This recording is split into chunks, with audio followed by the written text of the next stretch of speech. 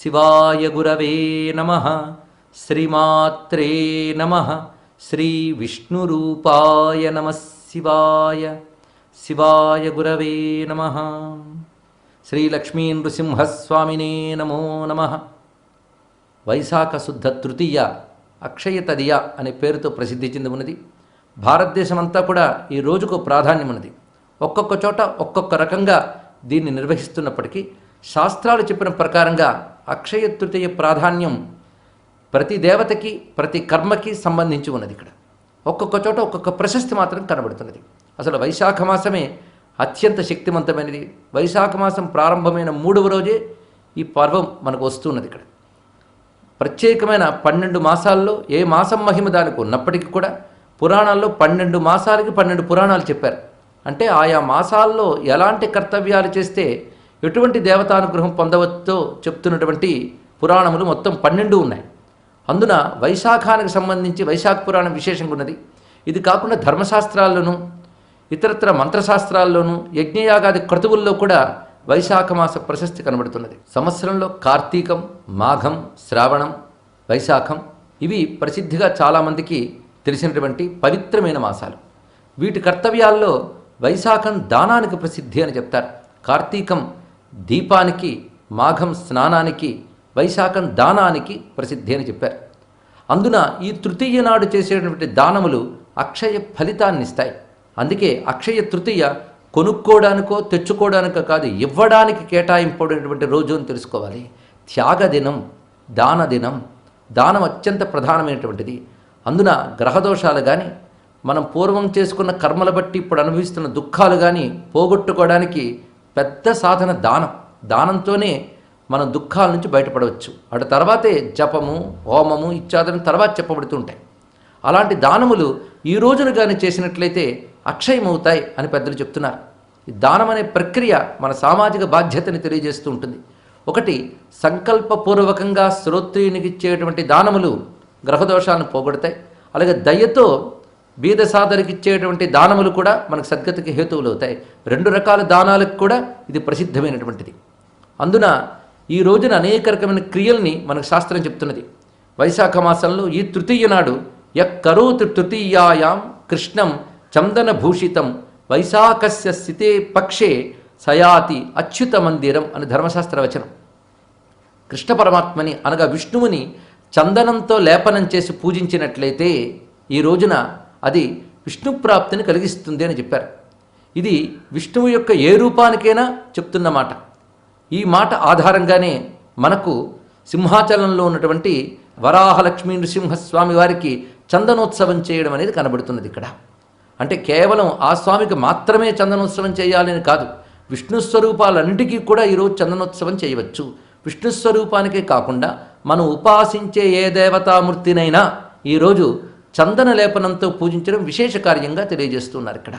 అందున నృసింహస్వామి అంటేనే అగ్నితత్వం, వైశాఖం అంటేనే తీక్ష్ణమైనటువంటి సూర్యకాంతి ఉన్నటువంటి మాసము. అందుకు అగ్నితత్వమైనటువంటి నృసింహస్వామికి చందన లేపనం చేయగలిగితే ఆ చల్లదనం విశ్వశరీరుడైన విష్ణువునికి చల్లదనాన్ని ఇస్తుంది, విశ్వం చల్లగా ఉంటుంది అనే భావనతో ప్రత్యేకించి నరసింహస్వామి వారికి చందనోత్సవం చెప్పడంలో ఉద్దేశం అది. విష్ణు స్వరూపాలన్నింటిలో అగ్నితత్వం గనక ఆయనకి ఇది ప్రత్యేకంగా నిర్దేశించడం జరుగుతున్నది. కానీ ఏ విష్ణుమూర్తినైనా శివమూర్తినైనా ఈనాడు మనం చందనము అలది పూజించడం విశేషమైనటువంటి కృత్యము. అదేవిధంగా జపం కానీ, హోమం కానీ, పితృతర్పణం కానీ, దానం కానీ ఈ రోజున చేస్తే అక్షయ ఫలం లభిస్తుంది అని చెప్పారు. మనకు ఉపదేశింపబడినటువంటి మంత్రములను ఈ రోజు కానీ జపం చేస్తే, ప్రత్యేకించి అక్షయ తృతీయ సందర్భంగా అక్షయ ఫలప్రాప్తి కోసమని, ఆ దేవతా ప్రీతి కోసమని సంకల్పం చెప్పుకుని జపం చేసినట్లయితే అది అనంత ఫలాన్ని ఇస్తున్నది. ఏది చేసినా అక్షయ ఫలం లభిస్తుంది కనుకనే దీని పేరు అక్షయ తృతీయ అనే పేరుతో పిలవడం జరుగుతుంది. అదేవిధంగా హోమములు అన్నారు ఇక్కడ. అంటే దేవతలకు సంబంధించినటువంటి ఏ హోమములైనా సరే ఆ దేవతా ప్రీతిని కలిగిస్తాయి. దేవతని సంతోషింపజేయడం పూజలు ఇలాంటి ప్రక్రియలతో పాటు హోమం కూడా చెప్పారు. హోమము దేవతలకి సద్యప్రీతికరము అన్నారు. అంటే అగ్నిముఖావే దేవాహ అని చెప్పారు కనుక మనిషికి నోటిలో వేసిన ఆహారం శరీరంలో ప్రవేశించే శక్తిని ఎలా ఇస్తుందో అగ్నిలో ఇచ్చిన ఆహుతే దేవతకు అందుతుంది కనుక దేవతను ఉద్దేశించి చేసేటువంటి ఆహుతులు హోమ ప్రక్రియ ద్వారా ఈరోజు చేసినట్లయితే అక్షయ ఫలమునిచ్చి దేవతల అనుగ్రహాన్ని అనంతంగా మనకు పొందేటట్లు చేస్తుంది. అందుకే జపం తర్వాత చెప్పిన ప్రక్రియ హోమం. దాని తర్వాత దానం అనే ప్రక్రియ చెప్తున్నారు ఇక్కడ. ఈ దానముల్లో కూడాను యోగ్యమైనటువంటి వేదవేత్తకు దానం చేయడం ఒకటి, అలాగే అనుష్ఠాన పరులు శ్రోత్రులకు దానం చేయడం ఒకటి. ఎందుకంటే వాళ్ళు నిరంతరం భగవత్ సంబంధమైనటువంటి కర్మకలాపాల్లో, మంత్రాల్లో, తత్క్రియల్లో ఉంటారు కనుక భగవన్మయమైన జీవనం కలిగిన వారికి దానం చేస్తేనే అది గ్రహదోషాదుల తొలగించగలిగేటువంటి ఫలాన్ని ప్రసాదించగలదు. అందుకే దానం యొక్క విశేషం పాత్రదానము అని చెప్పారు. అది తెలుసుకోవాలి ఇక్కడ. అదేవిధంగా దీనజనులను ఉద్దేశించే దానాలు కూడా రెండో భాగంగా చెప్పబడుతున్నాయి. ఈ రెండూ చేయడం వల్ల చాలా శ్రేష్టమే. అందుకు దానం, ఆ దానం కూడా వేసవిని అంటే వేడిని దృష్టిలో పెట్టుకుని ఇచ్చేటువంటివి ఏవైతే ఉన్నాయో, అంటే వేసవి తాపం నుంచి మనల్ని కాపాడేవి ఏవైతే ఉన్నాయో అవి దానం ఇవ్వడం అనేది చెప్తున్నారు. ఇవి వ్యజన ఛత్ర పాదరక్షాదికాహ అన్నారు ఇక్కడ. వ్యజనము అంటే విసనకర్ర, అదేవిధంగా ఛత్రము అనగా గొడుగు, పాదరక్షలు, వీటితో పాటు దశదానాలు కూడా చెప్పబడుతుంటాయి. సువర్ణము, రజతము, వస్త్రము, గోవు ఇత్యాదులన్నీ కూడాను వారి వారి యథాశక్తితో చేయవచ్చు. కానీ ప్రధానంగా ఈ విసనకర్ర, గొడుగు, పాదరక్షలు ఇవి ఇవ్వడం మహాఫలము అని చెప్పారు ఇక్కడ. అంతేకాదు వ్రతాచరణకి ఈ రోజున చేయడం విశేషమైన అంశం. అంటే ప్రత్యేక సంకల్పంతో ఎవరైనా తమ ఇష్టదైవానుసరించిన వ్రతాలు ఈ రోజున చేసినట్లయితే, పూజలు చేసినట్లయితే అది కూడా అధిక ఫలాన్ని ఇస్తున్నది. ఇక్కడ తర్వాత పితృతర్పణం అనేది చాలా విశేషమైనటువంటిది. అనేక రకాల శ్రాద్ధాలు సంవత్సరంలో చేయవలసిన చెప్పారు. 96 శ్రాద్ధాలు వస్తాయి ఇలాంటి శ్రాద్ధాలన్నీ కలిపితే. ఇప్పుడు అవన్నీ పోయాయి. ఏడాదికి ఆబ్దికం చేయడమే గగనమైపోతున్న రోజుల్లో ఉన్నాం. కానీ ఈ రోజు కూడా ప్రత్యేక శ్రాద్ధ ప్రక్రియ చెప్పారు.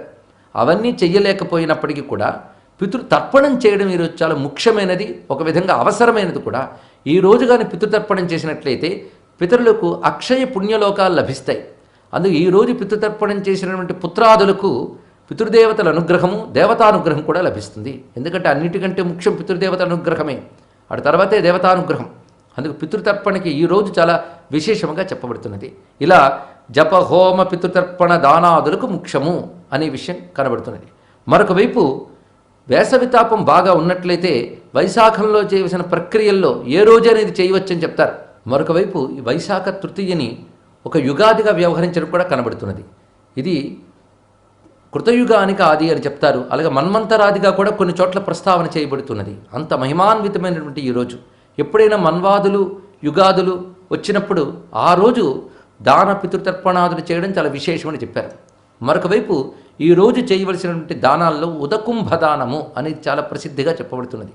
ఇది పితృదేవతల తృప్తి కోసం ఉదకుంభదానాన్ని చేసినట్లయితే, అంటే నీటి కడవను సమంత్రకంగా దానం చేసినట్లయితే అది పితరులకు అక్షయలోకాలు ఇవ్వడమే కాకుండా చేసిన వారికి కూడాను శాంతినిస్తుంది. ఎందుకంటే ముఖ్యంగా తాపత్రయ శాంతి చాలా విశేషమైన అంశం ఇక్కడ. కొత్తగా ఏదో సుఖం రాక్కర్లే, ఉన్న తాపం పోతే అదే చాలు. ప్రతి జీవుడికి 3 రకాల తాపాలు ఉంటాయి. ఆది భౌతిక, ఆధ్యాత్మిక, ఆదిదైవిక తాపములు. ఈ 3 తాపములు శాంతిస్తే అదే మోక్షం. అందుకే శాంతి శాంతి శాంతి అని మంత్రములు మనకు చెప్తున్నాయి. అందుకు తాపత్రయ శాంతికి కూడా ఈ తాపాన్ని పోగొట్టేటువంటి దానములు సహకరిస్తాయి. ఇంకా జీవుడు శరీరం విడిచిపెట్టిన తర్వాత ఎక్కువగా బాధపడేది తాపంతోనే అని చెప్తారు. ఇది పురాణాలు వర్ణిస్తున్నాయి. ఆ స్థితి మరణానంతరమే తెలుస్తుంది, కానీ బ్రతుకుండగా తెలియదు. శాస్త్రముల ద్వారా గ్రహించవలసిందే. ఆ తాపాన్ని పోగొట్టగలిగే శక్తి ఉదకుంభదానానికి ఉన్నది. అది పితరులకు మాత్రమే కాకుండా బ్రతుకుండగా ఉదకుంభదానాలు, ఈ చల్లని దానాలు చేసినటువంటి వారికి మరణానంతరం కూడా ఉత్తమమైన గతులు, శాంతస్థితి, చల్లదనము లభిస్తుంది అని మన పురాణాలు వర్ణిస్తున్నటువంటి ఒక విషయం. దీన్ని కూడా పరిగణించవలసిందే కానీ తీసివేయాల్సిందేం కాదు. అంత లోతైన అంశం దీనిలో దాగి ఉన్నది. అందుకే ఇక్కడ ప్రధానంగా పితॄణాం అక్షయతృప్త్యర్థం ఉదకుంభదానం కరిష్య అని చెప్పినప్పటికీ అది పితృదేవతల సద్గతికి హేతువు మాత్రమే కాకుండా దానం చేసిన వానికి కూడా విశేషముగా లభిస్తుంది. ముఖ్యంగా సముద్ర స్నానానికి ఈరోజు విశేషము అని చెప్పారు ఇక్కడ. ఎందుకంటే దానంతో పాటు స్నానం కూడా మహాఫలమే. అంటే మరి రోజు నీళ్లు పోసుకుంటాం కదా అంటే ఈరోజు తిథి చెప్పుకుని సంకల్పపూర్వకంగా స్నానం చేయాలి. అది తీర్థస్నానం కానీ సముద్ర స్నానం కానీ.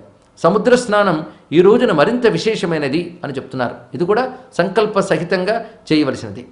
ఇంకా దీక్షగా వహించినటువంటి వారు ఉపవాసాదులు, నక్తవ్రతములు మొదలైనవి చేయవచ్చు ఈరోజు. అందుకే ఈరోజు ఉపవాసం కానీ నక్తవ్రతము అనగా పగలంతా ఉపవసించి ప్రదోష కాలంలో శివార్చన చేసి నివేదించినటువంటి ప్రసాదాన్ని స్వీకరిస్తే అది నక్తవ్రతం.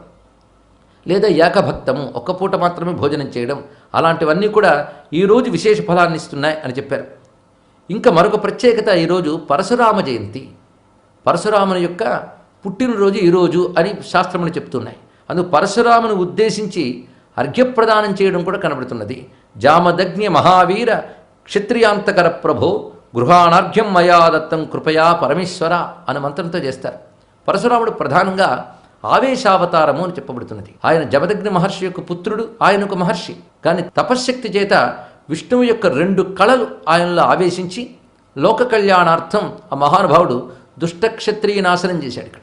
ఆ తర్వాత ఆ 2 కళల్ని కూడా నారాయణుడు రామావతారం ధరించినప్పుడు పరశురాముడు సీతారాముల కళ్యాణ అనంతరము తాను వైష్ణవ ధనువుని ఇస్తున్న మిషతో తన 2 కళల్ని రామార్పణం చేసి విష్ణువులో ఐక్యం చేశాడు. అప్పుడు ఇంకా పరశురాముడు కేవలం మహర్షిగా మిగిలాడు. ఆ పరశురాముడు మహర్షిగా భారతీయ సంస్కృతికి చేసిన ఉపకారం చాలా ఉన్నది. ఈ పరశురామ దత్తాత్రేయ సంవాద రూపంతో త్రిపురా రహస్యం అనేటువంటి జ్ఞాన గ్రంథం లభిస్తున్నది. అది అమ్మవారి ఉపాసనకు చాలా విశేషమైనటువంటి గ్రంథం అది. అదేవిధంగా పరశురాముడు కల్పసూత్రములు అనే పేరుతో శ్రీ విద్యా ఆగమాన్ని కూడా రచించాడు. దూర్వాసుడు, పరశురాముడు వీరందరూ కూడా అమ్మవారి ఉపాసకుల్లో చాలా గొప్పవారు.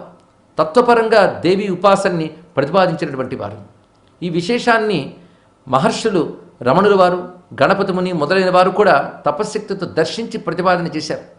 ముఖ్యంగా పరశురామ జన్మ వృత్తాంతంలోనే శ్రీ విద్యా తత్వమంతా దాగి ఉన్నది అని ప్రతిపాదన చేయడం జరుగుతున్నది. ఈ వైశాఖ శుద్ధ తృతీయ దారుణారాత్రి అని చెప్పబడుతుంటుంది. ఈ రోజున రాత్రి వ్రతం చాలా విశేషం. అంటే పగలంతా ఏదో ఒక నియమంతో గడిపి రాత్రి యందు అమ్మవారిని ఉద్దేశించి జపం కానీ పూజ కానీ చేసినట్లయితే మహాఫలాన్ని ప్రసాదిస్తుంది. శరన్నవరాత్రుల్లో అష్టమి, నవమి, దశమి మొదలైనవి, అదేవిధంగా దీపావళి మొదలైనవి ఎలా చెప్పబడుతున్నాయో ఈ అక్షయ తృతీయ రాత్రికి కూడా అంత ప్రాధాన్యం ఉన్నది. అమ్మవారి భక్తులు దీన్ని వినియోగం చేసుకోవాలి. ఇక్కడ ఈ రోజున పగలు కానీ రాత్రి కానీ అమ్మవారి ఆరాధన చేస్తే అది అక్షయ ఫలాన్ని ప్రసాదిస్తున్నది. అది దృష్టిలో పెట్టుకుని దారుణారాత్రి సాధన చేస్తే దారుణములు తొలగిపోతాయి. ఈ దారుణారాత్రి పేరుకి ఇదే అర్థం. మన బ్రతుకులో అనుభవించవలసిన కర్మజనితమైనటువంటి దారుణాలు ఏవైతే ఉన్నాయో వాటిని పోగొట్టగలిగే శక్తి ఈ రాత్రికి ఉంది గనక దీన్ని దారుణారాత్రి అని చెప్పారు. అందుకే సాధకులు ఈ రోజుని వినియోగించుకోవాలి. సాధన కోసం వచ్చింది కానీ ఇది ధనం కోసం వచ్చినది కాదు. ఇది తెలుసుకుని సాధన కోసం అక్షయ తృతీయ అనే భావంతో దీన్ని మనం వినియోగించుకుని అటు విష్ణువుని శివుని కూడా ఆరాధించాలి. శివునికి ప్రత్యేకంగా గళంతిక ఆరాధన అని చెప్పారు. ఇక్కడ గళంతిక అంటే ధారాపాత్ర అని.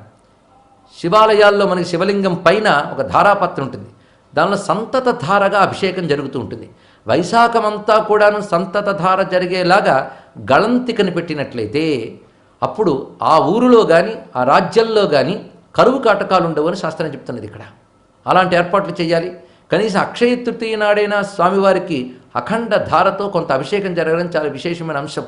చల్లని పదార్థాలతో అభిషేకం చేయడం, అందులో కొబ్బరి నీరు, ఒట్టివేళ్లతో చేసిన జలము, చందన జలముతో శివునికి అభిషేకం చేస్తూ అది సంతత ధారగా శివునికి ఎప్పుడైనా ఒక ప్రయోజనం కోసం అభిషేకం చేసేటప్పుడు సంతత ధారాభిషేకం చాలా విశేషం. రుద్రమంత్రములు 11 అనువాకాలు చదువుతున్నంతసేపు కూడా, అదేవిధంగా ఇతరత్ర పురుష సూక్త, శ్రీ సూక్త, మృత్యుంజయ మంత్రములు వీటితో అభిషేకం చేసేటప్పుడు సంతత ధారాభిషేకం కావాలి. అది ఘృతం కానీ మధు కానీ అంటే తేనె కానీ నెయ్యి కానీ చందన జలం కానీ గంగాజలం కానీ ఏదైనా సరే సంతత ధారగా అఖండ ధారగా పడుతూ ఉండాలి. ఇటు మంత్రము అటు ధార 2 కలిసిగానే అభిషేకం చేస్తే అకాల మృత్యు అపమృత్యు బాధలు కూడా తొలగుతాయని చెప్తున్నారు. అలాంటిది అక్షయ తృతీయ నాడు అలాంటివి చేసినట్లయితే అవి తప్పకుండా అనంత ఫలాన్ని ప్రసాదిస్తాయి. అలాగే శివుని ఉద్దేశించి అభిషేకంతో పాటు చల్లని పదార్థములు ఆయన కానుకలుగా ఇవ్వడం, అంటే వ్యజనము ఏవైతే చెప్పుకున్నామో దానములు యందు విసనకర్ర, గొడుగు మొదలైనవి అవి శివునకు ఈనాడు మనం పూజా ద్రవ్యములుగా కైంకర్యం చేస్తే చాలా విశేషమైన అంశాన్ని చెప్పారు. ఇంకొక ప్రక్రియ, విష్ణు పూజ చేసేటప్పుడు ప్రాతకాలంలో ఒక వెండి పాత్రలో కానీ లేదా శుద్ధమైనటువంటి ఇత్తడి పాత్రలో కానీ వారి వారి విభవానుసారంగా ఒక పాత్రను తయారు చేసి అందులో శుద్ధమైనటువంటి గంధంతో కలిపిన జలం పెట్టి దానిలో విష్ణుమూర్తిని ఉంచి పూజ చేయమన్నారు. ఇలా సాయంత్రం వరకు అది ఉండాలి. కొంతసేపు పూజ చేసి సాయంత్రం వరకు ఉండి మరి సాయంత్రం వేళ ప్రదోష అర్చన కానీ చేసినట్లయితే ఇదే పూజ విష్ణువుకి చేయవచ్చు, శివునికి చేయవచ్చు. అయితే ఉదయం నుంచి సాయంకాలం వరకు మాత్రం గంధ జలం లోపల ఆ సాలగ్రామం కానీ శివలింగం కానీ ఉండాలి. అలాగే దేవీ భక్తులైతే దేవీమూర్తిని కూడా పెట్టవచ్చు. ఇలా పూజించి మళ్ళీ సాయంకాలం ప్రదోషార్చన చేసినట్లయితే ఆ ప్రదోషార్చన చేసిన తర్వాత అంతవరకు ఉంచిన జలాన్ని ఇంటి లోపల జల్లి తాము కూడా జల్లుకుంటే తాపము తొలగడమే కాకుండా ఈ వేడితో వచ్చేటువంటి ఉత్పాతాలన్నీ తొలగుతాయి. ముఖ్యంగా దేశక్షేమం కోసం చేయవలసింది. ఆలయాల్లో కానీ ఇలా చేయించినట్లయితే, అసలు ఆలయాలు ఉండేది దేశక్షేమం కోసం, ఆలయాల్లో చక్కగా కైంకర్యాలు జరిగినట్లయితే ఆ శక్తి ఆ ఊళ్ళని, ఆ నగరాల్ని, ఆ పట్టణాలని, ఆ దేశాలని కాపాడుతుంది. అందుకు ఆలయాల్లో ప్రాతకాలం నుంచి సాయంకాలం వరకు, రాత్రి పవళింపు సేవ వరకు జరిగే కైంకర్యాలు మొత్తం ఆ ఊరిలో ఉన్న అన్ని మతాల వారి, అన్ని వర్ణాల వారి, అందులో ఉన్నటువంటి ప్రకృతి, వీటన్నిటికీ క్షేమం కలిగించడం కోసం చేస్తారు. అందుకు ఈ వేసవి తాపాలు, వడదెబ్బలు, బాధలు ఇవేవి లేకుండా ఉండాలి అంటే ఈ మాసం ఆలయాల్లో చందన సహిత ఆరాధన చేయాలి. అది అక్షయ తృతీయ నాడు విశేషంగా చేయడం మంచిదే. అందుకే నృసింహస్వామి ఆలయం మొదలుకుని సర్వాలయాల్లో కూడాను ఇలాంటివి చేసినట్లయితే దేశానికి క్షేమంకరం. ఎప్పుడూ కూడాను తాపము, వేదన, దిగులు, ఆందోళన ఇవన్నీ కూడా అగ్నితత్వంతోనే చెప్పబడతాయి. అవి తొలగి శాంతి లభించాలి అంటే అక్షయ తృతీయ లాంటి పర్వదినాన్ని చక్కగా వినియోగించుకోవాలి. ఈ అక్షయ తృతీయ నాడు ఆరాధింపబడుతున్న విశ్వశరూరుడైన విష్ణువు శ్రీ నరసింహస్వామి జగతికి క్షేమాన్ని కలిగించుగాక, శాంతిని కలిగించుగాక, భారతీయ సనాతన ధర్మాన్ని, భారతదేశాన్ని క్షేమంగా అభ్యుదయాన్ని కలిగించుగాక. సర్వం శ్రీ వరాహలక్ష్మీ నృసింహ చరణారవిందార్పణం.